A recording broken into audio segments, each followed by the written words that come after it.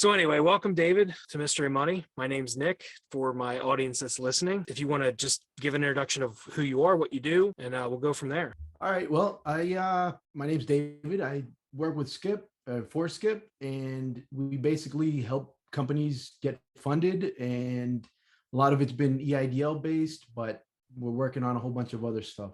Awesome. And I know through speaking with some people at Skip that you guys have been very successful with that. A lot of my audience is EIDL, either process or have been approved or denied. So they have some of those, I guess some of the questions pop up in a lot of my comments section. So if you could summarize, what are some of the issues you see with people getting denied or taking a longer time, either in reconsideration or the initial process? A lot of times there's a couple of main declines that I see.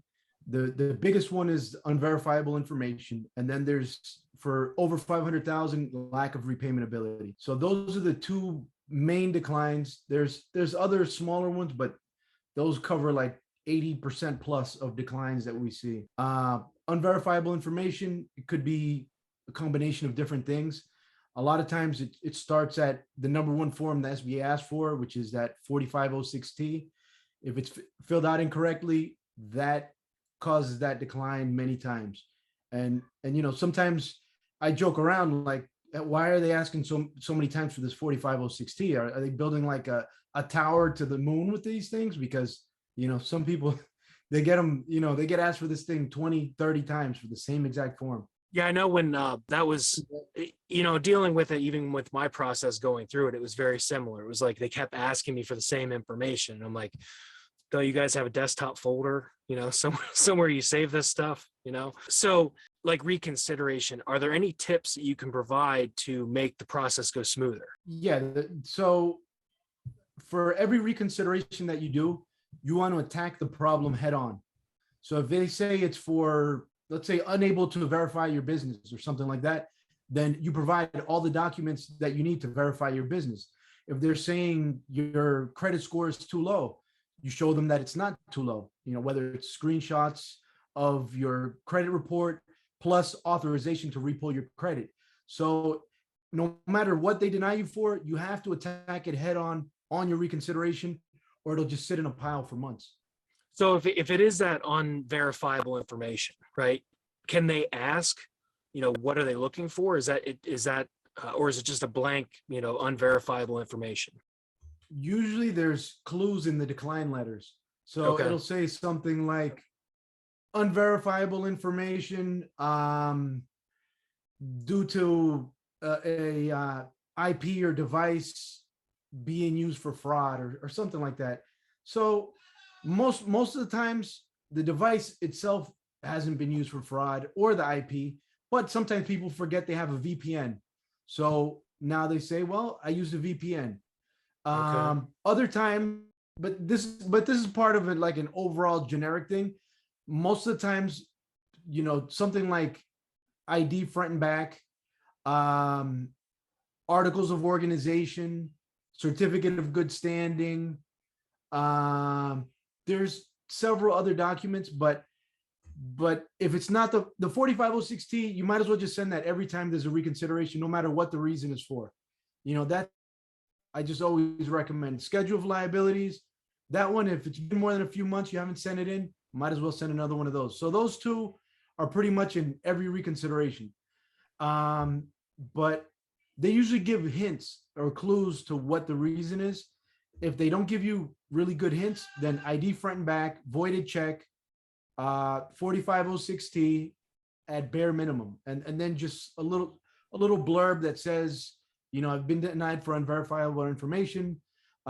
This is what I've attached to show that you can verify my info, and that's it. And it usually takes about a month. Lately, it seems to be going a lot faster. So that was my question. Now that now that the program's kind of stopped accepting new applications, do you see it kind of speeding up the ones that are already in there? So that's good to know.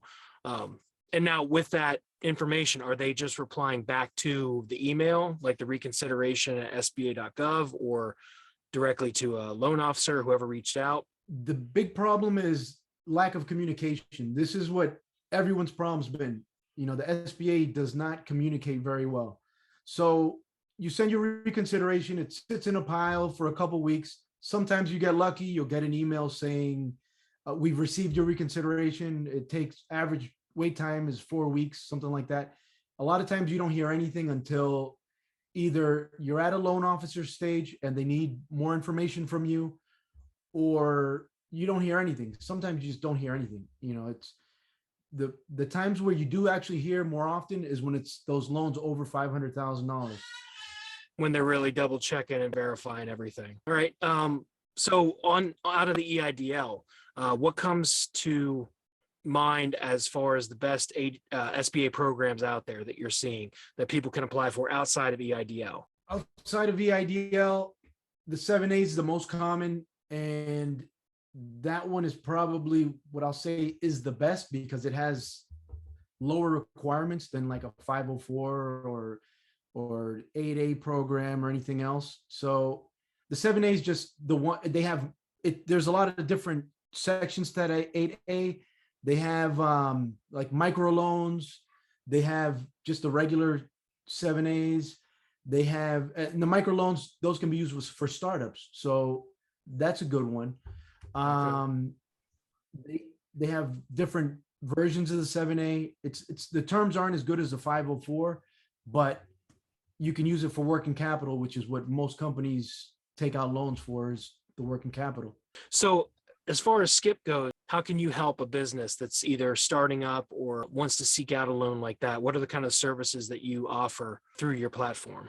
All right. Well, we're growing, so offering more things all the time. So like right now, for example, our thing that we want to do now is, let's say someone has no business at all, but they want a business. So we want to start at the beginning, help them get incorporated, help them build a web presence, help them get grants, loans, things like that. So we want to be able to start them at the bottom and work their way up. Business credit, so that's looking like what we're going to be doing in the future going forward. Sorry, I have a parrot and she's pretty loud. No worries. No, that's great. And I know, on my channel, they do talk a lot about starting the businesses up. My emphasis is on business plans, as a business that's gotten loans, that's your first step. Figure out your business plan, basically, because that's what's going to tell you how you're going to structure, how you're going to start up those things. But once that, I know there's a lot of small businesses that are looking for that guidance, like where to get grants, where to apply for different things like that. So it's good that you're a resource out there for them. And I will put a link in the description below of the site where they can go to kind of inquire more about what services that you offer. It is a affiliate link, so if they sign up, I get something out of it. But I want to put that out there. I really appreciate you taking the time to talk to me. Any other tips or you want to put out there that people can use? If you're stuck for months, and you call the local SBA. If the local SBA doesn't help, get a congressional inquiry done. Those two things can help you get out of being stuck for several months. Oh, good to know. So just whoever their local representative is. Yeah, or their state senator. Well, thanks again, David. And I'm sure we'll be talking again in the future.